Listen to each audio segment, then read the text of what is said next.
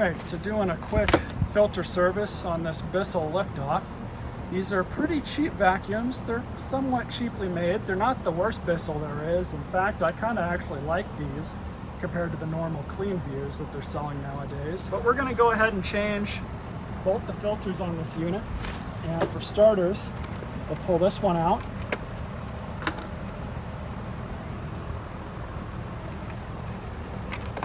Just like that. We'll replace this. By the way, the links to these filters are in the description. So this just goes back on the same way it came off. Just like that. More or less the same filter.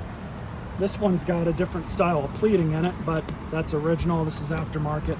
On these cheap Bissells, it's not a big deal to run aftermarket stuff. These things are not sealed. They do leak all over the place, but any filter here will keep some of that dust down. Now for the bin. So for the bin, just have a single foam filter with a piece of felt.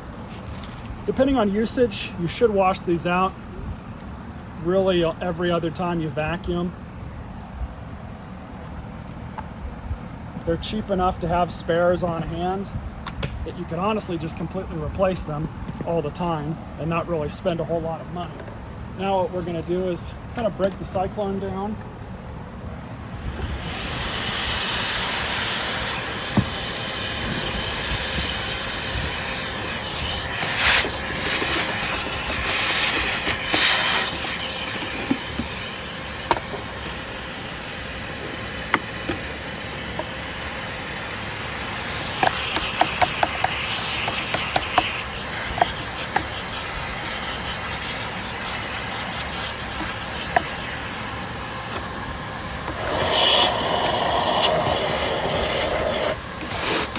This thing is somewhat dirty inside. I'm going to pull this apart as well.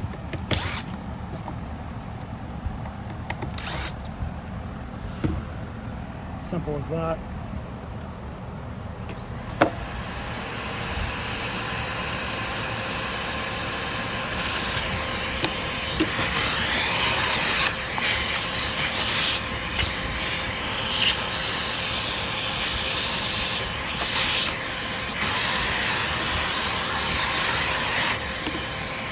Now, of course, if you really wanted to, you take this over to your kitchen sink, clean it out with some soapy water. Now, of course, you can take this over to your sink, clean it out with some soapy water if you really want to. But for our purposes, I'm not going to really spend too much time on this thing. Basically now I'm just going to hit it with some compressed air, clean it off just a little bit more, and then put it back together. All right, bin's back together. Let's see how it runs.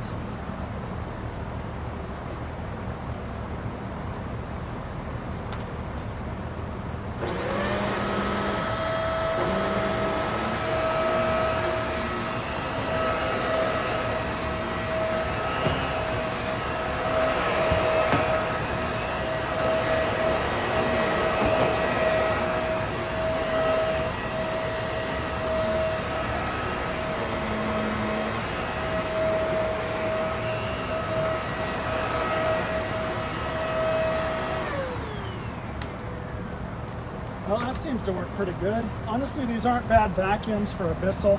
Like I said, I kind of like them compared to the normal clean views. They're okay. So stay tuned for more videos.